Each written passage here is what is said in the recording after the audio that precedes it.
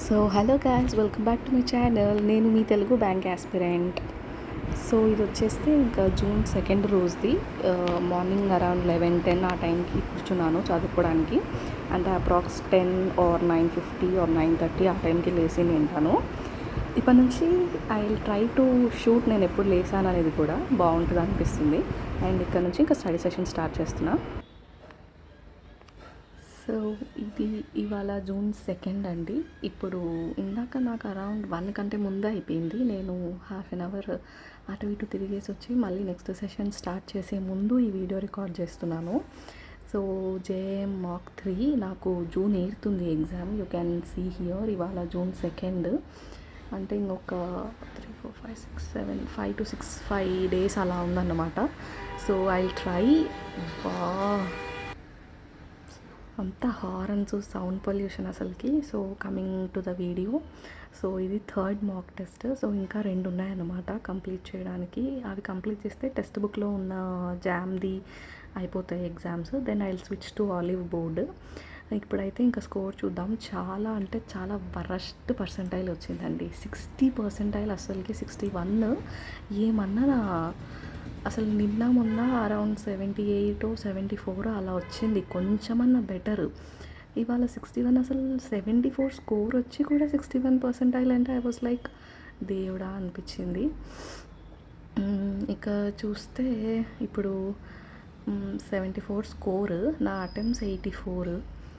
అంటే చాలా రాంగ్సే వెళ్ళాయి. మ్యాక్సిమం ఒక 8 అలా రాంగ్ అయ్యాయేమో, మేబీ 8 అయి ఉంటాయి. చూస్తే 39 రీజనింగ్ అండ్ డిఐ సెక్షన్లో. ఎందుకంటే ఈసారి నేను ఏం చేశానంటే రీజనింగ్ సెక్షన్ ఓపెన్ అవ్వగానే ఫస్ట్ 60 క్వశ్చన్స్లో మొత్తం మిస్లీనియస్ చేశా. అంటే 40 వరకే రీజనింగ్ వస్తాయి, రిమైనింగ్ 20 డిఐస్ వస్తాయి క్వాంట్ నుంచి. సో ఫస్ట్ 40లో మిస్లీనియస్ రాసేసాను. దెన్ ఐ స్విచ్ టు డిఐకి వెళ్ళిపోయా, మధ్యలో ఏ పజిల్స్ చేయకుండా. డిఐ చేసి వచ్చి ఇంకొక కొంచెం ఒక 5 minutes అలా టైం ఉంటే దెన్ పజిల్ చేయడానికి వెళ్ళాను. అదన్నమాట. I will show you the rough paper. 1 second. So ఇదన్నమాట, ఇది రఫ్ పేపర్.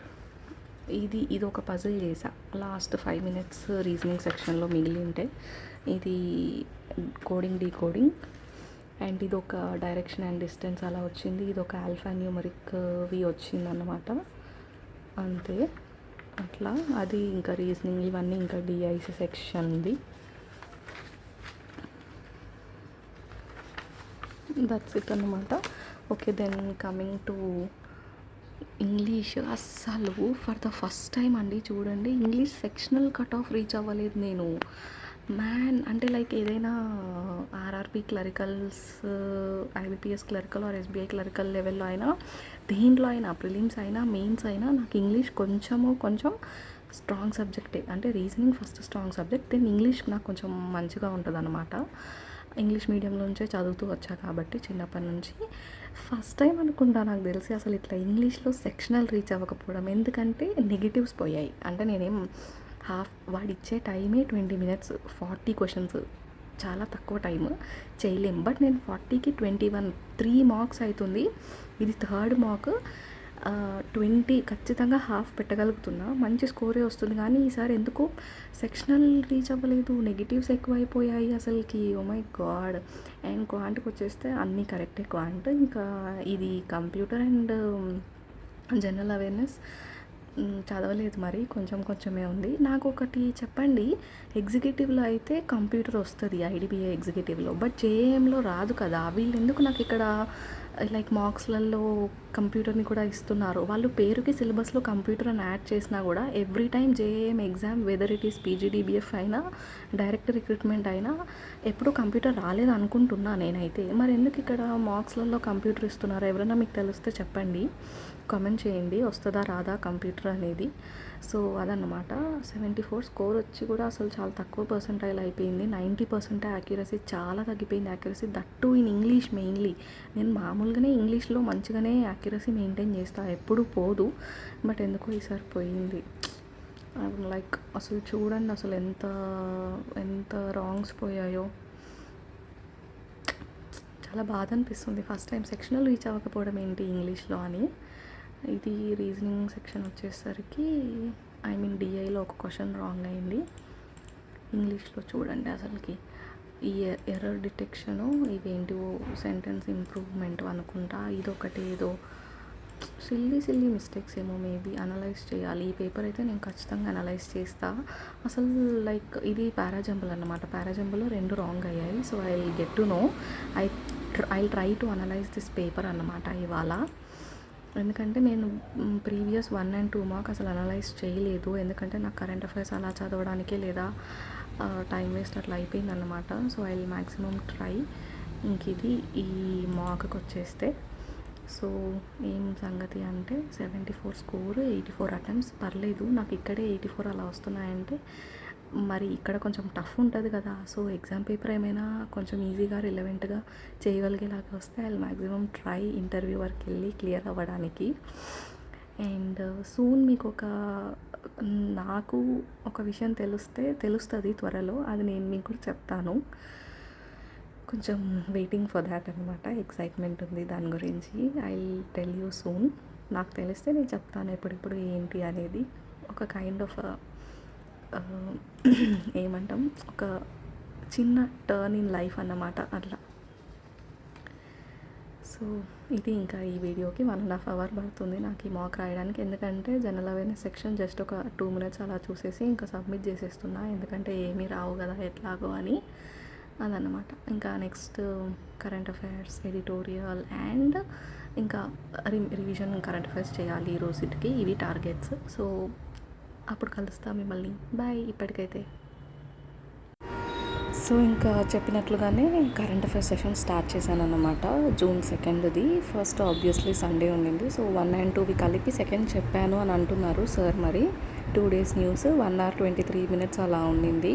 నాకు అది కంప్లీట్ చేయడానికి ఒక 1 hour 10 minutes అట్లా పట్టింది. 1.25x స్పీడ్లో పెట్టుకుంటాను కాబట్టి మీరు కూడా ఇఫ్ ఇన్ కేస్ ఈ వీడియో చూస్తుంటే మీరు కూడా 1.25xలో పెట్టుకొని వినండి. ఎందుకంటే టైం సేవ్ అవుతుంది అట్లా అన్నమాట. అండ్ ఇంకా జూన్ కాబట్టి ఇంక ఇప్పటి నుంచి నోట్ మేకింగ్ చేసుకొని కంప్లీట్గా కరెంట్ అఫైర్స్ బాగా ఫాలో అవ్వాలని ట్రై చేస్తున్నా. ఇంకా దాని తర్వాత ఎడిటోరియల్ అనమాట. అసలు ఎంత బోరింగ్ అనిపించిందంటే అంత బోరింగ్ అనిపించింది. మీకు ఫర్దర్ ఇంకో వీడియోలో అది చెప్తాను. And 1 hour 9 minutes 10 minutes around ఉంటుంది class. Half an hour first half an hour ఒక క్యాబ్కి వెళ్ళిపోతుంది. సో అట్లా.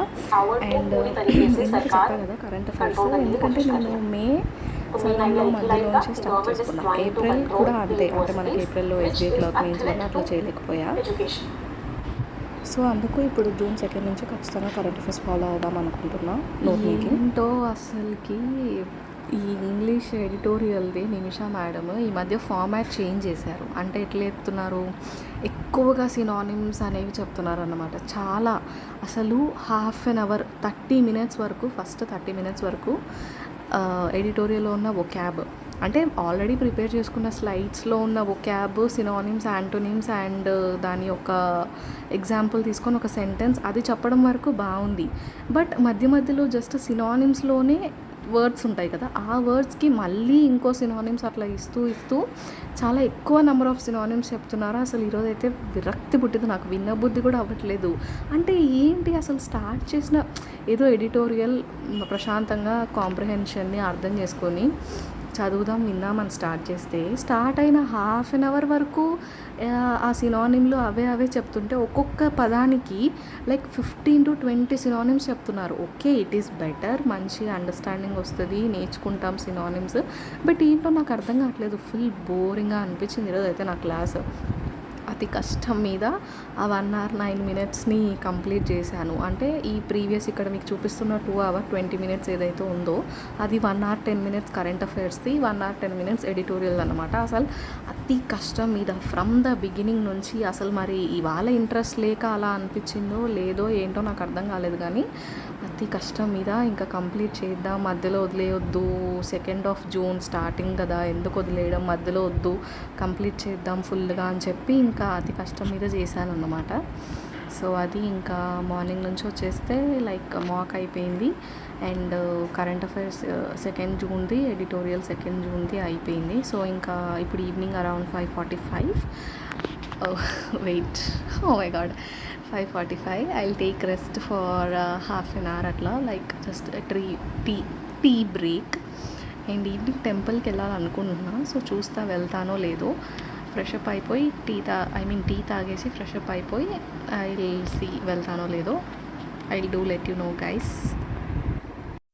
ఇంకా ఇది వచ్చేస్తే ఇవాళ June 2 మండే కాబట్టి నేను మార్నింగ్ లేట్గా లేసినందుకు టెంపుల్కి వెళ్ళలేకపోయాను. ఇంకా ఈవినింగ్ బాత్ చేసేసుకొని ఇక్కడ మా ఇంటి దగ్గరలో కొంచెం దూరంలో ఉంటుంది, సో స్కూటీ మీద వెళ్ళేసి టెంపుల్కి వెళ్ళాను. ఇక్కడ చూసారా మీకు లింగం లైక్ మొత్తం కంప్లీట్ కింద ఎలా అయితే ఉందో అలా లేదు, అంటే లైక్ పైన గ్లాస్ ఫీచర్తో ఉందన్నమాట.